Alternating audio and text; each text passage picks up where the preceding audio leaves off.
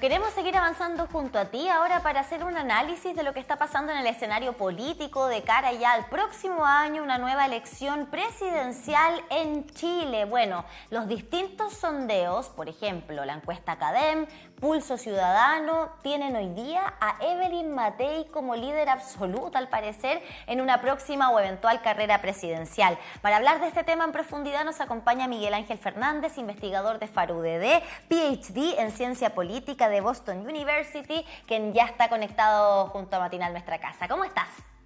Luis, Camila, qué gusto estar nuevamente con ustedes. Muchas gracias por la invitación. La última vez desde Washington, ¿te acuerdas? ¿Verdad? De las elecciones ahí de Estados Unidos. Tremendo contacto que tuvimos. Gracias por eso y gracias por estar acá. Porque claro, ya la carrera presidencial está a la vuelta de la esquina, queda cerca de un año. Sabemos que Evelyn Matei hace rato venía ya de alguna manera dando luces hasta este jueves. Pues ya el viernes, como ciudadana Evelyn Matei, ya me imagino que va a ser distinto. Pero la pregunta es, ¿aprendieron los conglomerados de los errores que cometieron en las municipales? ¿Hay que hacer primarias o no? Además de estos nombres que están saliendo de forma esporádica, ¿qué pasa hoy día con esta carrera presidencial?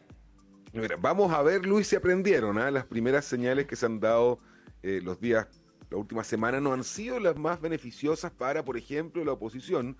El Partido Republicano ya anunció que va a ir a una primera vuelta con José Antonio Kast como candidato presidencial, independiente de lo que pueda ocurrir durante el próximo año de alguna manera, y eso pone a Chile Vamos y a la oposición de centro derecha y de centro una posición un poco más de expectativa, ¿no es cierto? Pensando en que Evelyn Matei, como ustedes efectivamente bien dijeron, está primera en las encuestas, tiene una distancia bastante grande, ¿no es cierto? Abismal, más de 10 puntos de diferencia con el segundo, que es José Antonio Kast, después está Tomás Bodanovich y Michelle Bachelet, y la pregunta es qué va a hacer de alguna manera Evelyn Matei. Va a convocar una primaria donde, por ejemplo, podría competir Jimena Rincón por el Centro Democrático, Amarillos Demócratas, Rodolfo Carter, que ya ha comenzado, ¿no es cierto?, a aparecer en medios de comunicación, dando muchas entrevistas, siendo muy activo en redes sociales, pidiendo espacio para competir en una primaria del sector. Johannes Kaiser, ex Partido Republicano, hoy con un partido en formación, también quiere ir a esa primaria. Entonces, la verdad es que el escenario en ese sentido, porque si una lección hubieron de las elecciones municipales y regionales es que la unidad le permite a la oposición lograr mejores resultados electorales, y por otra parte el oficialismo, ¿no es cierto?, tiene una tarea pendiente de gran envergadura, conseguir un candidato presidencial, porque, y aquí hay una cosa bien interesante para la gente que nos acompaña esta mañana pueda entender, mientras no estén los candidatos relativamente definidos, eso significa por lo menos personas que ya están declaradas o instaladas en una primaria, es más difícil que las encuestas cambien mucho. Uno mira las encuestas de los últimos meses y son bastante estables, los cambios son bastante pequeños. Evelyn Matei se mantiene arriba con entre 26 y 29 puntos, después José Antonio Kast se mueve entre 12 y 15, Michelle Bachelet entre 15 y 12, y Tomás Bodanovich, ¿no es cierto?, que irrumpió con mucha fuerza después de su triunfo en Maipú en las municipales. Entonces, una vez que recién sepamos los candidatos, vamos a empezar a ver cambios en las encuestas, porque lo que estamos viendo ahora es de una estabilidad bastante importante en los últimos 12 meses. Sí, y bueno, para hacer una revisión, ¿cierto?, de cómo estaría este escenario presidencial, de acuerdo a la encuesta CADEM, ya está claro, Evelyn Matei lidera. Surge el nombre de Michelle Bachelet una vez más. Ella ha dicho en reiteradas oportunidades que no está disponible para ir por una carrera presidencial. Veremos si eso, sabemos que siempre en política las cosas pueden cambiar a último momento. Pero bueno, segundo lugar, Michelle Bachelet. Ojo que en tercer lugar aparece el nombre de Claudio Rego, dentro de las preferencias de las personas en CADEM. José Antonio Kast aparece en el cuarto lugar recién. Carolina Toá, Tomás Bodanovich, Marco Enríquez Ominami y para terminar con Vlado Mirosevic. Así está más o menos el escenario de acuerdo a la última CADEM. Ahora, preguntarte también para Evelyn Matei, ¿qué significa una eventual primaria? No olvidemos que ella ha tenido intentos por una carrera presidencial históricamente dentro de la derecha chilena, ¿no? Nos acordamos todo del telefonazo. 92, 93. Imagínate, el telefonazo, quiotazo. El quiotazo. El quiotazo.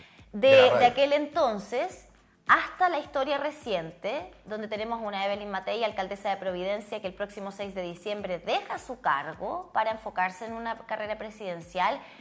Y yo creo que, no sé, preguntarte, Miguel Ángel, ¿estará ella hoy día en la interna en su casa y ahora me salen con una primaria? preguntarte eso, ¿qué puede pasar eventualmente con su carrera política? Mira, es una buena pregunta, Camila, porque si algo nos enseñó el 2021 fue que la primaria puede cambiar el escenario que estamos viendo previo a una elección. Recordemos, ¿no es cierto?, que estaba Jaude y el presidente Boric en la primaria Pro Dignidad, Lavín, Sichel, Desbordes, Briones en la primaria de la centro derecha, y termina sorpresivamente pasando a la primera vuelta Boric y Sichel. Y eso no podría preguntarse efectivamente qué está pensando Evelyn Matei en su cabeza. Yo creo que si Evelyn Matei quiere tener opciones de gobernabilidad, probablemente va a estar forzada a una primaria. ¿Y por qué? Si ella quiere reclutar de alguna manera, convocar a amarillos demócratas que podrían ser una base fundamental pensando en gobernar con un Congreso fragmentado, con hartos partidos, como, ¿no es cierto?, existe el de hoy en día, probablemente ella va a tener que decir: voy a abrir puertas para poder competir contra diferentes fuerzas que inmediatamente después me apoyen en mi candidatura de primera vuelta. Cosa que el Partido Republicano ya le cerró la puerta en la cara a Chile Vamos y al Centro Democrático, que van a ir por su propio camino buscando la hegemonía dentro del sector de la derecha. Y fíjate que ahí la pregunta es, como tú bien lo dijiste, Evelyn Matei es una política de fuste, de larga trayectoria. Primer intento presidencial 92-93, fue candidata presidencial el 2013, ¿no es cierto? Enfrenta a Michelle Bachelet en segunda vuelta, gana la expresidenta Bachelet, pero en una carrera muy turbulenta para Evelyn Matei, que tiene que asumir el rol después de que Longueira se baja tras una primaria con Alamán. Entonces, es distinto el escenario, porque por primera vez Evelyn Matei corre con mayor ventaja, es la favorita dentro de su sector, o al menos de una parte importante de él, y por primera vez puede trabajar con más tiempo para una campaña presidencial. Entonces, independiente de que ella tenía una larga trayectoria, ha pasado por todos los cargos, senadora, ministra, alcaldesa, ¿no es cierto?, diputada, la verdad de las cosas es que esta es primera vez que ella tiene, de alguna manera, más espalda política electoral de las encuestas para poder enfrentar un desafío presidencial. Fíjate que tú nombras algo muy interesante de la academia, la irrupción de Claudio Rego, porque mientras el oficialismo no logre definir un candidato, va a estar generalmente marcando menos en las encuestas. Evelyn Matei, aun cuando ella ya declaró hace 6 meses, 9 meses, que está dispuesta a avanzar una carrera presidencial, el 2021 también estaba dispuesta a lo mismo, y por eso no va a la reelección en Providencia. Su estrategia política del último año ha sido posicionarse como candidata presidencial de Chile Vamos en este sentido. Entonces, a pesar de que le ponga una primaria, yo creo que ella lo que está mirando es que más personas detrás de su candidatura aumenta las probabilidades de que ella pueda llegar a la moneda y además pueda gobernar en este sistema con tantos partidos y un Congreso que hasta cierto punto se desordena un poco con 21 bancadas políticas en el interior del Congreso. Sí, bueno, la verdad es que también el actual gobierno, los actuales personeros del gobierno nos han ayudado muchísimo a su sector, digamos, y obviamente el nombre de Evelyn Matei viene como a poner esos paños de, ok, aquí tengo la experiencia, aquí tengo la trayectoria, tengo la noción también de cómo poder llevar un proyecto presidencial, pero también es interesante los nombres que se van dando, porque de todos los que aparecen, Claudio Orrego, José Antonio Kast y Evelyn Matei, descartémoslo. Vamos a ver cómo cambia también el discurso de Evelyn Matei a partir del día viernes, pero los nombres que aparecen, Carolina Toá, el caso de Marco Enríquez Ominami, Tomás Bodanovich, Claudio Rego, ninguno ha manifestado su intención de ser presidente, a diferencia de Vlado Milosevic, que él sí ya dijo que quiere ir a ser candidato presidencial, y de todas maneras aparece dentro de los últimos lugares, a pesar de que es el único que ha dicho que sí va a ir a la carrera presidencial, y aparece también en este sondeo que Kast le ganaría a todos para abajo, incluyendo a Vlado Milosevic.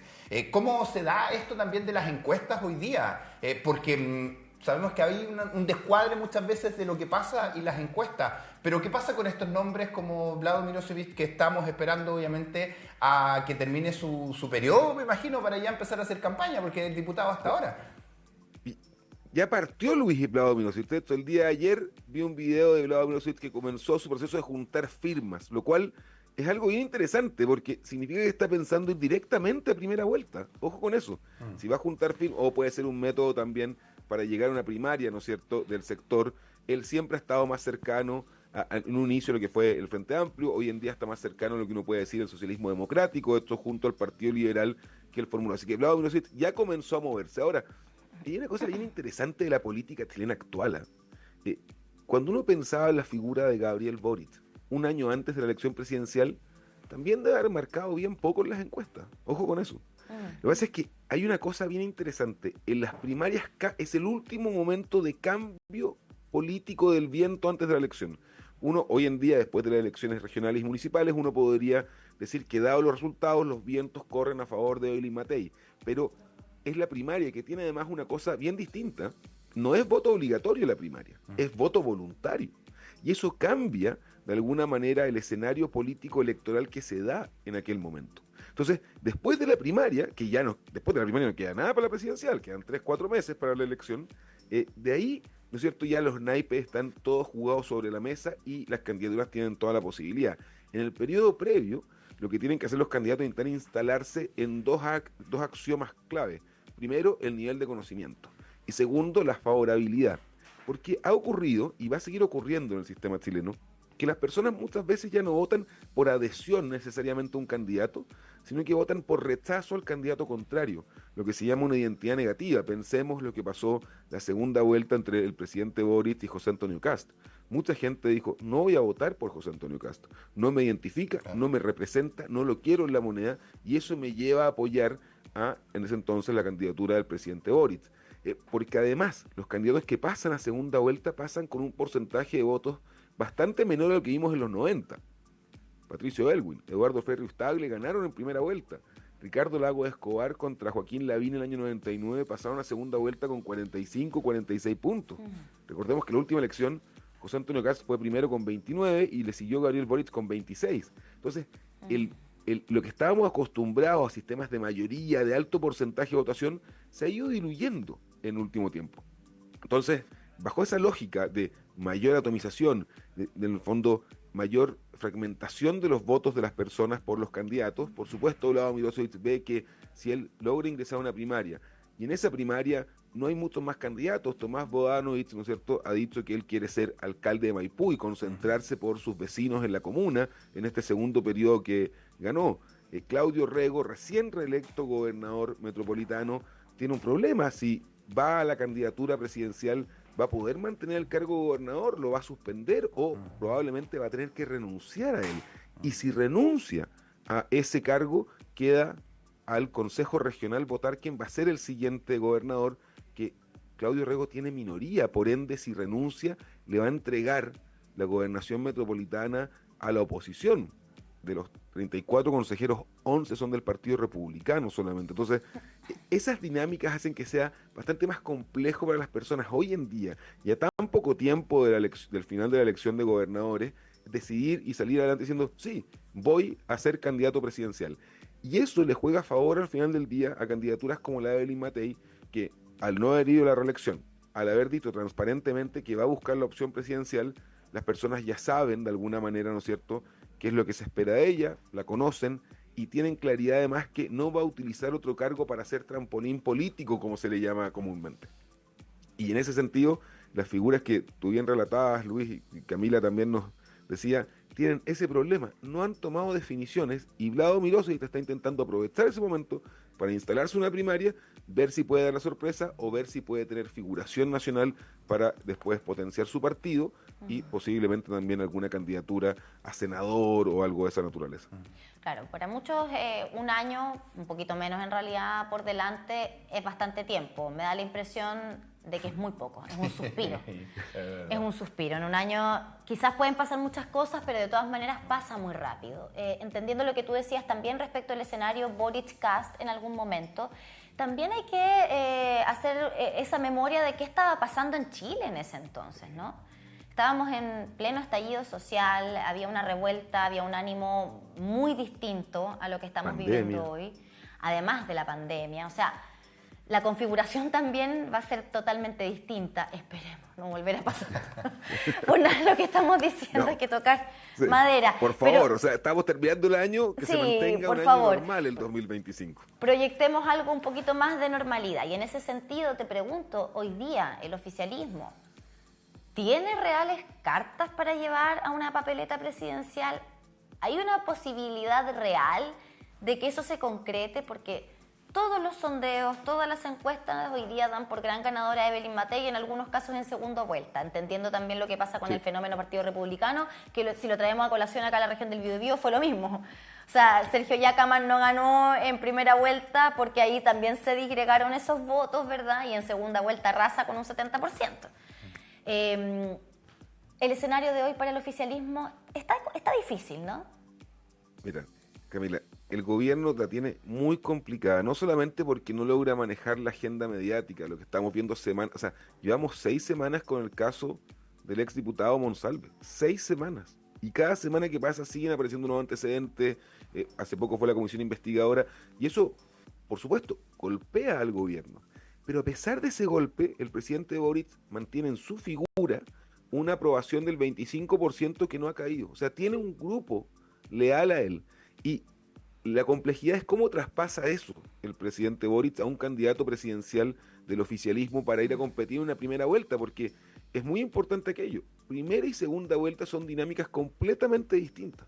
Tú lo acabas de expresar muy bien con el caso de Concepción, ¿no es cierto? Navarro no tuvo ninguna posibilidad en segunda vuelta frente a Yacaman. Pero si Yacaman habría competido con otro candidato, inclusive con Peña, probablemente no habría sido 73-27 el resultado. Porque eso es lo que llamaba antes, la identidad negativa, esa idea de las personas decir, yo no estoy votando por Yacaman, estoy votando contra Alejandro Navarro, contra, ¿no es cierto?, el soldado Maduro, etcétera, lo que se instala en redes sociales y en la opinión de las casas de las personas. Entonces, ¿qué pasaría, por ejemplo, si el presidente Boric efectivamente es capaz de transferir ese 25% de aprobación leal, que a pesar de todos los problemas se mantiene ahí, a un candidato? La pregunta es quién es ese candidato. Con 25% no puede pasar a segunda vuelta, y en segunda vuelta es otra elección. Entonces, no hay que pensar que las carreras presidenciales están corridas, porque hay una cosa impresionante, el cementerio está lleno de futuros presidentes de Chile. Las personas que intentaron de alguna manera llevar hacia adelante su candidatura y por A, B o C motivo no lograron llegar a puerto. Entonces, en ese sentido, a pesar de que el gobierno está muy complicado con términos mediáticos, de que en términos de gestión de crisis, si uno quiere decirlo, ha mostrado que hace agua, lamentablemente, porque esto termina afectando a todos los chilenos, por eso no es ninguna cosa celebrar que un gobierno esté en crisis constantemente. Y en tercer lugar, no pueden encontrar una figura presidencial que sea capaz de transferir, de capitalizar de alguna manera lo que es ese 25% incombustible del presidente Boric. La tiene muy difícil. El tiempo, como tú bien decías, Camila, pasa muy rápido. En política las definiciones pueden pasar de la noche a la mañana, pero en realidad cuando uno piensa que queda un año para la segunda vuelta posible presidencial, significa que quedan 6 meses para la primaria. Y si no tenemos un verano donde los partidos del oficialismo se conecten, logren coordinarse y encuentren un candidato presidencial, cada día que pasa se les va a hacer más y más difícil llegar a ser competitivos para mantener el gobierno.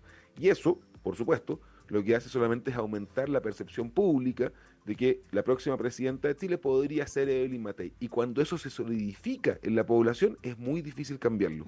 Entonces, en el fondo, es un reloj contra el tiempo para el oficialismo, que tienen que navegar contra viento y marea porque tienen muchas olas que los están golpeando por todas partes del buque. Ahora, si salimos del Congreso Nacional con Vlado Milosevic, que de alguna manera podría representar la continuidad, si se quiere, ¿qué pasa al interior del gobierno? Nombres como Janet Jara, que se perfilaba como un nombre importante para candidaturas presidenciales y de hecho acusando ahí algunos roces internos, de que tenía mucho protagonismo. Partido Comunista sin duda no va a querer soltar a lo mejor ese nombre de Janet Jara. Carolina Toá, si bien aparece todavía en las encuestas, ha sido muy cuestionada con el caso de Manuel Monsalve, con lo que pasó también obviamente con ahora esto que explotó en la cara de un mal cálculo que reconoció por parte de la DIPRES y de obviamente las arcas fiscales de dinero que pensaron que iban a tener pero no tenían. Ha bajado la percepción obviamente de intención de voto contra Manuel Monsalve, que también era un nombre potente que se de hecho desapareció de los sondeos. Exactamente. ¿Qué hay con eso también? Obviamente el nombre de Camila Vallejo sonó en su momento, ahora no sé si producto de su embarazo a lo mejor se va a presentar como, pero que también ha sido cuestionada por el manejo comunicacional tanto con Manuel Monsalve como la acusación contra el presidente también de difusión de imágenes. ¿Qué pasa con esos nombres también? Que se vislumbraban como potenciales, pero que al parecer bajan. Sí, fíjate, Luis, que todo el relato que tú haces ilustra perfectamente la situación interna del gobierno, porque hiciste un paso muy rápido por las principales figuras de los últimos 2 años, que sobrevivieron algunas de ellas al diseño original y otras se instalaron con la llegada del socialismo democrático a la moneda, y ninguna de ellas está marcando la encuesta, ninguna de ellas está exenta de polémicas. O sea, imagínate, y ninguna de ellas tampoco renunció para tomar candidaturas parlamentarias. Recordemos que ese plazo venció el 16 de noviembre. Tuvimos varias personas en la región, desde la gobernadora que renunció para poder emprender futuros caminos parlamentarios posibles. Entonces, cuando uno mira que al interior del gobierno no hay ninguna figura descollante en encuesta, que no esté exenta de problemas, y además problemas que son bastante delicados para la construcción ideológica del mismo gobierno. El tema de Monsalve la ha golpeado en todas las líneas el gobierno feminista, ¿no es cierto? Y en ese sentido es muy difícil para ellos sacárselo de encima. El problema está instalado en el escritorio del presidente, lo cual hace que sea aún más complejo. Para la gente que nos acompaña, hay una ley en comunicación política: alejar lo máximo de los problemas del presidente de la República.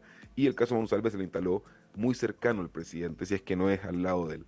Entonces, desde ahí uno dice, bueno, si no hay figuras del gobierno, ¿de dónde se obtienen, no es cierto, de alguna manera, ciertas personas que puedan emprender una campaña presidencial? Y por eso aparece la figura de Michelle Bachelet. Michelle Bachelet, sin decir pío, creo que apareció 4 veces en actos de campaña, inmediatamente marca 10-11%. Pero eso es una demostración, como ella misma dejó entrever en alguna entrevista, de que los liderazgos dentro de la nueva coalición de gobierno no han logrado desplegarse, destacar, despegar como se habría esperado cuando ya llevas casi 3 años en el poder. Entonces uno busca a Michelle Bachelet, otra opción es Tomás Bodanovich, que está fuera del gobierno, está en el municipio, y Claudio Rego, que está en la gobernación regional, que aparece en este último tiempo. En realidad Claudio Rego no marcaba mucho antes de su elección como gobernador, pero por supuesto con 2,5 millones de votos algo iba a empezar a hacer ruido en las encuestas. Y todas las figuras, Luis, todas las que tú mencionaste, no marcan más de 4 o 5 puntos. Y eso es un problema para el oficialismo, porque si es la figura del presidente Boric la que mantiene sin combustible 25%, ¿cómo se la transfiero a Bodanovich o Rego o Bachelet, que Bachelet está en otro nivel? O sea, Michelle Bachelet está pensando en la ONU, básicamente, no está pensando en presidente de Chile por tercera vez. Sí, de todas maneras, que ese es el tema, ¿no? Acá hay un nombre que la ciudadanía insiste en levantar, pero que ella constantemente está recordando y reiterando que no pasa por ahí sus intenciones futuras en política. Ahora, Miguel Ángel, bueno, ante este escenario, las respuestas de la gente, de la ciudadanía, que son de manera espontánea, además, respecto a la intención de voto, más o menos uno se puede hacer una idea de lo que va a pasar este año. El año 2025, me refiero, porque ya el 2024 lo damos por... Ya cerramos el año, Camila. Ya se cerró.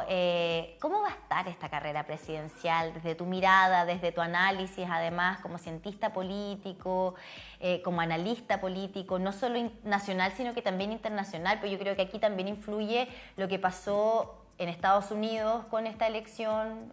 Estamos ya a puertas de que asuma Donald Trump. Me imagino que esas cosas también influyen, ¿no? ¿Qué está pasando con la región latinoamericana, nuestros vecinos y vecinas, ¿verdad? Las relaciones que han sido bien difíciles en términos de relaciones internacionales de este gobierno del presidente Boric. Ahí también ha habido un punto de cuestionamiento constante, cómo nos hemos relacionado con nuestros vecinos. Cuéntanos un poquito cómo ves tú el próximo año en esta materia. Fíjate que lo primero es que no vamos a tener una sorpresa en términos de la cantidad de candidatos, vamos a tener bastantes candidatos presidenciales.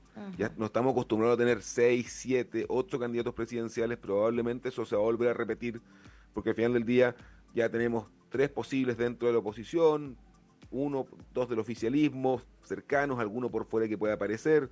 El profesor Artés siempre es carta que vuelva a aparecer en una elección presidencial también. ¿Y qué va a significar aquello? Y tienes un punto muy importante, Camila, el efecto de Milei, Trump, el resurgimiento de Bolsonaro en Brasil, que cada vez vuelve más en redes sociales, eso va a tener un impacto dentro de la forma en la cual se dé los debates presidenciales, la campaña presidencial, etcétera. Uno se espera un José Antonio Kast que va a ser mucho más duro que las 2 candidaturas pasadas, que va ocupado un eslogan bastante más parecido al que uno podría pensar Milei o Trump, del que fue su primera campaña. Evelyn Matei probablemente por un efecto de comparación va a tomar 2 banderas, crecimiento económico y seguridad probablemente, que todos los candidatos van a intentar hablarlas, pero ella las va a llevar adelante, especialmente seguridad desde su rol como alcaldesa, etcétera, y eso va a hacer que sea una campaña dura en términos de contenido y probablemente también dura en términos de forma, porque José Antonio Kast, que va 10 puntos abajo o 15 puntos abajo de Evelyn Matei necesita recuperar espacio y eso va a hacer que se ponga más agresivo. Y por el lado del oficialismo vamos a ver un candidato que va a intentar separarse de los problemas de gestión, de los problemas de crisis de comunicación que ha tenido el gobierno, y va a intentar ponerse por sobre los partidos, lo cual es muy difícil porque es con un gobierno incumbente detrás. Esto es lo mismo que le pasó a Sebastián Sichel con el gobierno de Sebastián Piñera. Se intentaba separar del gobierno, pero sabíamos que estaba conectado y la ciudadanía a sí mismo lo interpretó y bueno, sacó un 10-11% de los votos. Entonces, vamos a tener un escenario donde efectivamente el mundo internacional va a tomar relevancia en la forma y la retórica, la presentación de los candidatos. Uno se esperaría que haya mayor polarización de los extremos, pero ojo, yo creo que, y esto lo demostró mucho la elección de gobernadores, creo que los candidatos principales, que podrían ser Evelyn Matei y algún candidato del oficialismo, Claudio Rego, voy a decirlo ahora por decir un nombre, van a intentar moderarse más para buscar ese votante mediano, esa persona normal, con sentido común, que al final del día con voto obligatorio va a votar y termina decidiendo las elecciones. Entonces vamos a ver una competencia en dos líneas distintas. Una línea polarizada, influida por Trump, por Milei, por Bolsonaro, por la derecha europea, y otra que va a intentar moderarse y buscar al ciudadano de a pie, como se le decía antiguamente, para poder intentar conquistar los votos del voto obligatorio, que son 4 o 5 millones de personas en todo Chile, que no responden a los mismos patrones que pasaron en el 2021. Sí, esto es un desafío que por supuesto agradecemos que puedas analizarlo con nosotros, porque la idea es estar informados para lo que va a ser ya esta cuenta regresiva en menos de un año de las elecciones presidenciales y parlamentarias. Gracias por estar de nuevo con nosotros, Miguel Ángel. No, muchas gracias por la invitación. Buen día miércoles a todos quienes nos acompañaron. Igualmente, nos separan a nosotros 2 minutos de las 10 de la mañana, ya uno nomás, sí, porque ya son las 9:59. 15 grados indicaba nuestro termómetro. ¿Me ayuda, señor director? ¿Sabe que nosotros... ¿Puente Esmeralda esto, no? Sí, este ¿Es el Puente Esmeralda? Desde Costanera al Puente Sí, Esmeralda. toda la razón, toda la razón. Bueno, Lentito va avanzando, como siempre hasta ahora. avanza lento pero seguro. Siempre importante recordar lo que está pasando en Chihuayante, la alerta roja producto de este incendio forestal. Ya vamos a estar con ¿Algo de un mito actualizaciones se ve, o no? sobre Idea eso. mía. Sí, pareciera, ¿no? Que este cielo despejado está también marcado por el humo por este incendio. Seguimos muy atentos a aquello. Tú no te separes de nuestra sintonía. A la vuelta de esta pausa seguimos con más.